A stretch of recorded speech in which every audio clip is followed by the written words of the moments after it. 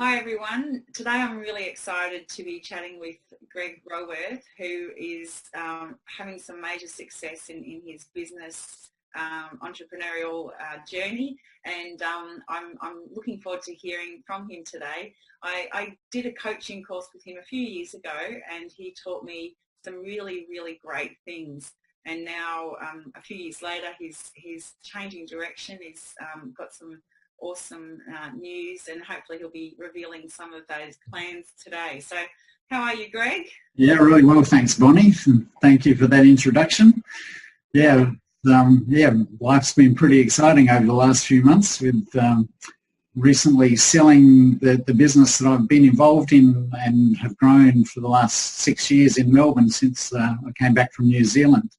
Now looking forward to really have started and just getting underway with the new venture that I'm working on, taking my business consulting coaching program online and working with clients both online and offline, but doing it in a new way, but still based on the same successful models that I've been using very successfully.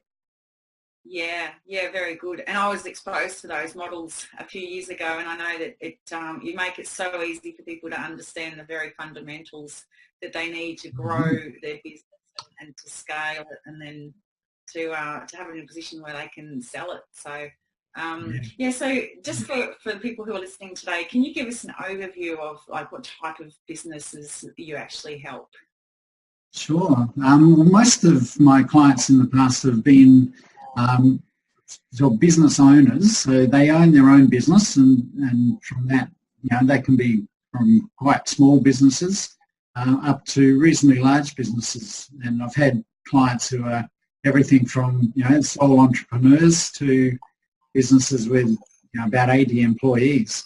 So, but really a sweet spot for me is working with professional service firms with between 10 to 30 employees, and we've had real success even more quickly with those sort of businesses than with others.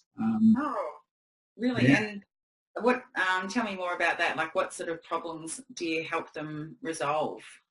Right. Well, whether it's those sort of business or any businesses, I've found over the 20-odd years that I've been doing this work, most business owners have, they make one of 5 mistakes, or potentially every one of those 5 mistakes. And particularly the biggest one that traps almost everyone is having a short-term focus. They are really focused on getting the work done that they've got on their plate. They need to pay the bills at the end of the month and need to pay payroll every couple of weeks, and so that's where the focus typically is. And when the focus is there, they end up putting out fires most of the time, instead of actually, like the most successful businesses, the owners have a longer term focus. They're more clear about their direction. They're more clear about the plan for where they want to go. So there's always the balance between making sure the business is heading in the right direction to achieve the long-term objectives, rather than just putting out the fires that crop up. And particularly that happens when you only have a short-term focus, because you're not really dealing with what's going on to prevent the problems from occurring. Most people with a short-term focus are just putting out the fires, hoping it goes away, and hoping the customer's happy or they can pay the bills on time. But because of the lack of looking to what do we need to do to transform our business from what it is now to where we want it to be, that lack of development happens. So there's a lack of planning involved in that, which also then typically affects the way people do their marketing as well. And I've seen, particularly in the professional service firms, they go through a cycle where, they're busy and everyone's really focused on how do we get this work done. And because of the focus on doing the work, the focus on marketing and getting new work falls away. So because of that, you end up with, the work's been done, now where are we going to get some sales from? So the focus then switches back to marketing and getting sales. So, and most people, particularly if they've had some experience and they do good work, they get new clients or they get more work from existing clients, and they get busy again and start the cycle all over again. Often too, what I see in small businesses particularly is that there's a lack of control over both the financial performance of the business and the workloads and the performance of the employees. And I think that comes from, when a business starts up and business starts to grow, the owner can really keep in touch with everyone who's working in the business. They, seeing them on a day-to-day, hour-by-hour basis, and they've got a really, good handle on what's happening. But as the business grows to about 8 people and beyond that, it starts to get difficult to stay in touch with what's going on. And so, there's a transition point that needs to happen, which often doesn't happen because, what gets you to a certain point isn't going to get you further.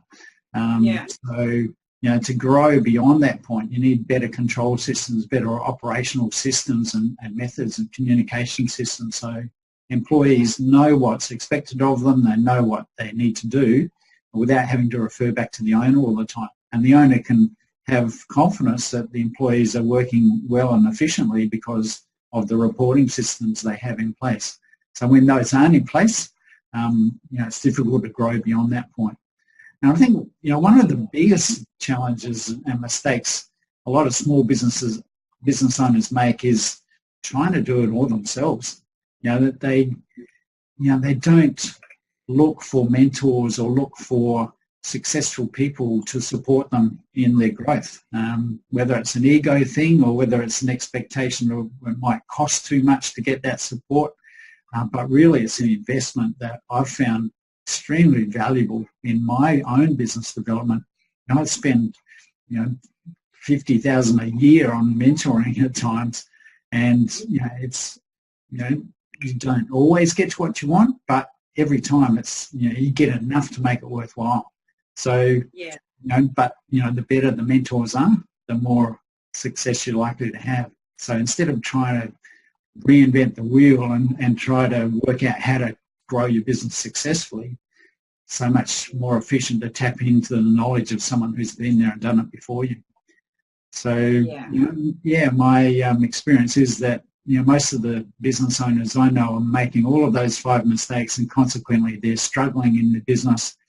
And really, what they end up with is a business that's really totally dependent on them, which, what my book is all about, which is, how to run your business on Autopilot. There we are. Which is about how to leverage your business to make maximum profit in minimum time. It's about extracting the owner from, the centre of the business where it's totally dependent on them, to have the business be a business that actually works for them rather than them being the one that has to make it work. Very interesting. And I think there'd be a bit of work around the whole mindset piece through that transition to make them believe that they don't have to do everything, they do need to get help, and they need to invest in order to get back and to grow that next level. That's right. Yeah. In fact, the business leverage model that I've developed takes into account that personal power, the need for the owner of the business to be the leader they need to become if they're going to have a successful business. If you think back to some of the greats like Richard Branson or Steve Jobs or Michael Dell, when they started their businesses, I'm sure they weren't the leaders that they've become with the businesses they have now. Steve Jobs even got sacked from his own business at one point, but then came back and learned from his mistakes and was a better leader after he came back. So for all of us, I think, understanding that we need to develop on our own skills and capabilities to be a better leader, to build a better business. Very important. And one of my mentors had a saying. He said, you know, you've got to work harder on yourself than you do on your job. And, you know, that's been really good advice. Yeah, yeah. And I think it's good to have someone in your life, like a business coach or a mentor or someone like that, who can let you know how, you know, the points that you need to grow in and be, you know, like, and we've all got egos, but I think a good coach or a good mentor would highlight, would see the gap between where you are now as a business owner and a business and where you want to be, and then help that person develop those necessary skills. That's right. Yeah. Yeah. Well, I think it's. Sorry. Yeah, I think it's really important to, you know, to have a mindset of curiosity. You know, to realise that we don't know everything, but to be curious about what else there is to learn. And you know, in business, there's so much to learn. You know, after 40 odd years of running my own businesses, I'm still learning today, and I'm always curious. And I think that's been probably the pinnacle, the main reason for my success, that I've always wanted to learn and never been content to say, well, I know enough now. You know? So, continuing to learn. I like the whole thing with the philosophy of constant and never-ending improvement. And I put that as one of my values in my business. Right. Because everyone in my team to be always thinking we can always look at doing things better, to create better results for our clients, to make things efficient, to produce higher quality outcomes.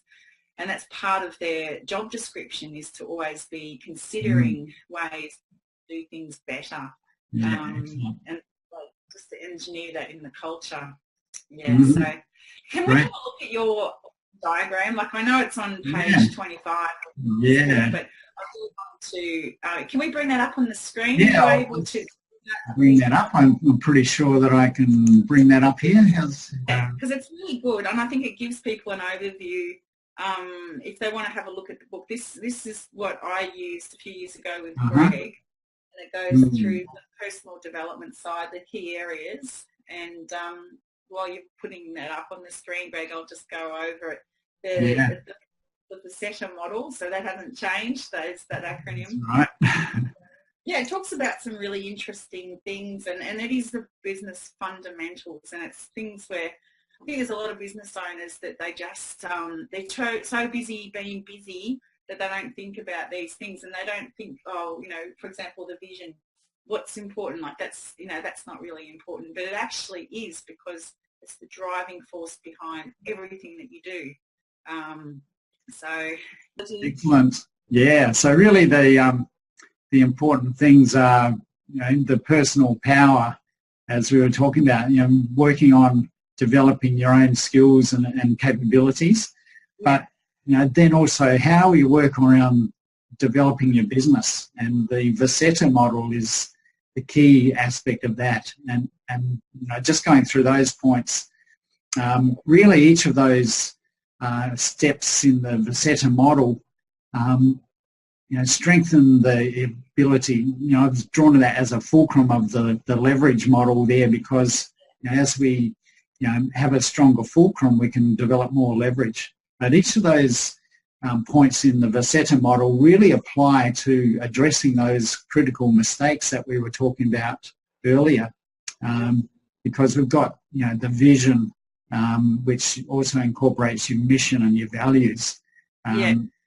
So vision is about being clear about why the business exists and creating a purpose, what I like to call a cause worth fighting for. And when you have clarity around what you want the business to do, what you want it to become, you can have clear goals then and clear objectives on how to achieve that. And what that does is typically unites a team around a direction and movement. So the leader is only a leader because people will follow. So to have people follow you, you've got to have movement in a direction, and a cause worth fighting for unites people around movement in that direction. Having clarity around the goals then unites people around what the business is achieving. and then developing specific strategies around how to achieve those objectives. And here it's important, instead of working in your business and trying to do the same thing as everyone else is in your profession or your industry, to really take time to think about how you can do things differently. Yeah. And to be honest, it's more important to do things differently than to do things better. Yeah. As funny as that sounds, if you can do it different and better, that's great. But even to be different is just as important as being better, because that gives people a reason to choose you compared to all of your competitors. So taking time to really think about your strategy. So vision, objective, strategy is all the processes that take place in the strategic planning process. So actually taking time to create a strategic plan where you get clear about your direction, what you want to achieve and how you're going to achieve that. Then, I've seen a lot of business plans that have been written and actually end up sitting on top of the shelf gathering dust and never used again. So the next part's really important as well, and that's about execution. And execution then is about, how to implement all of those strategies into your business. But what I've found in execution is that, again, the focus on execution is often all important around just, well, how do we get a client? How do we serve the client? And how do we get their money? But really that process is too primitive in a way. Maybe in days gone past we could expect to put out some advertising and get clients responding or prospects responding, and then we have a sales process and sell them, then we do the work, get paid. I really think that we need to expand our thinking around execution then, and in the book I talk about the 6 E's of execution. And that really starts a lot earlier than the sales process or even the marketing or the advertising process, to a point where you start to attract people to the business, process I call, entering the conversation that's already in the client's mind. Now that's not my original term, it's a well-known marketing concept, but not many people apply it effectively.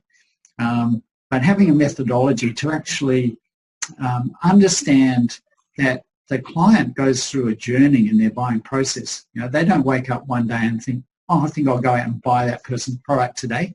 They probably have taken some time to get to that point. They've originally had to understand they've got a problem that needs addressing. Then they start searching for solutions to the problem. Then they start identifying potential solutions. They go through a process of narrowing them down. Then they pick a couple of ideal solutions, and then they probably get on the phone and get a quote, or go in and look around and look at what's the right solution. So if we're only advertising or marketing to those people who are looking for our solution, we've missed all that earlier part of the process up to that point.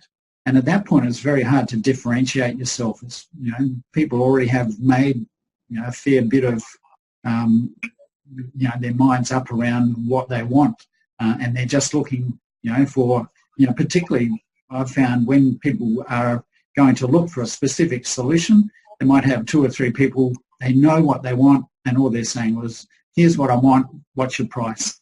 And that makes it a very competitive situation. But when you get involved in the conversation in that buyer's journey earlier on in that process, you've got a chance to influence their thinking. And if we're operating ethically and with a high value product, then we're helping educate people through that buyer's journey so that they understand what's the best solution for them.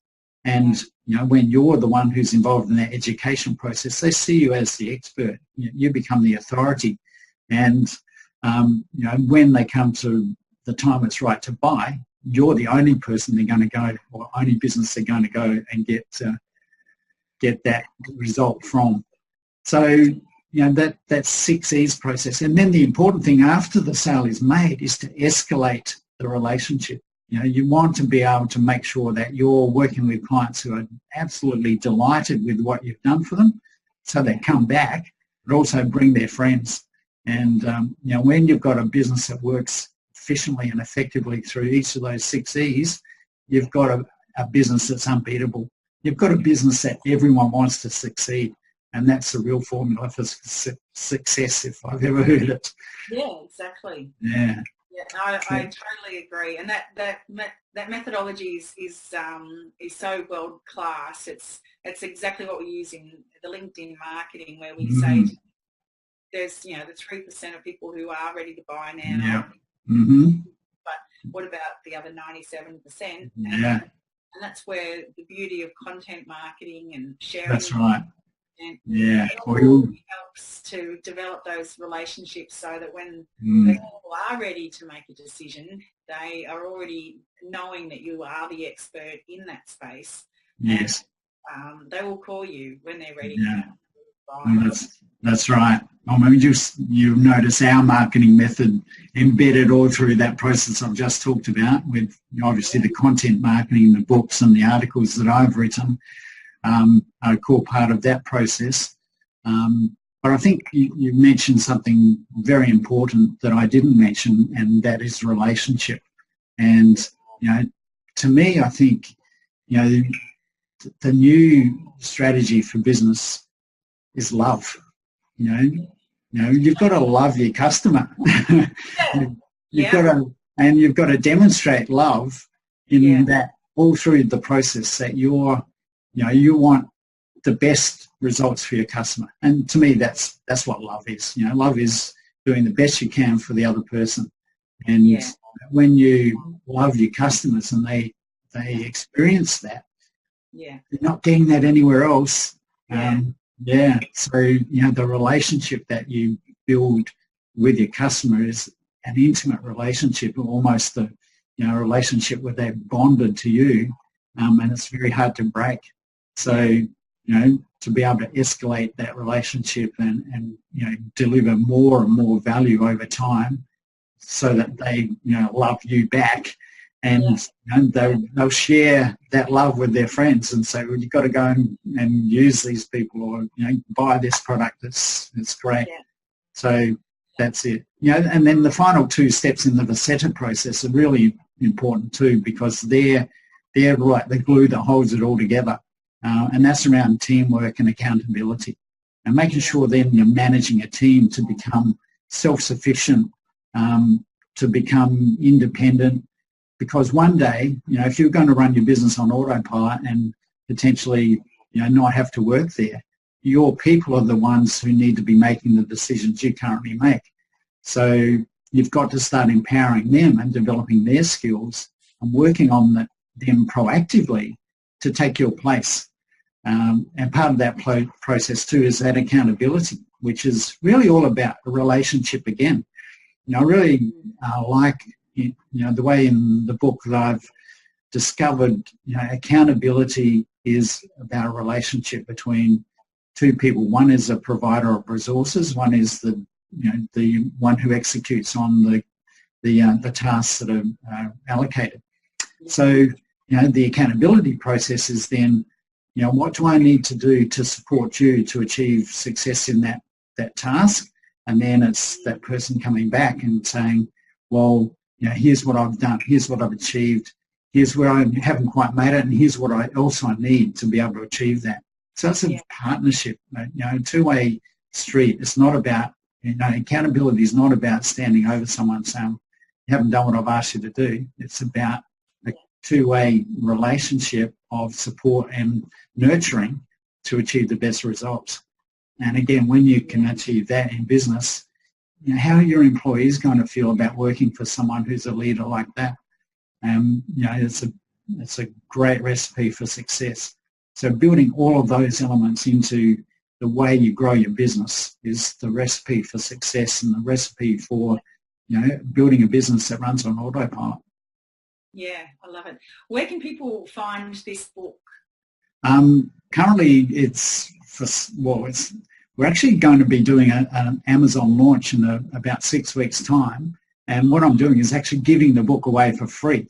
So you can get a PDF version of it at businessautautopilot.com.au, and you can also get a hard copy if you want to pay for postage, which is about $9 for postage and handling.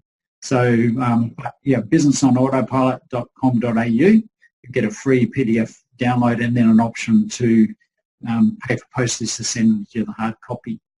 So, and the reason we're giving it away for free at the moment is, we'd love people before it goes on Amazon to have enjoyed the book and found it of value, so that when it goes on Amazon, we're going to, for a brief period of time, put it on for free so that people who've already read it can get it off from Amazon and then put up a review. And, because the reviews power the ongoing success of sales on Amazon. So we want to get as many people to read the book, love the content, put a review on Amazon, and then we'll have a successful launch. Yeah, sounds fantastic. Thank you so much for your time, Greg, and good luck with the launch on Kindle. And, thanks, Bonnie. We'll catch up with you another day. Okay, excellent. Thank you. Thank you. Bye.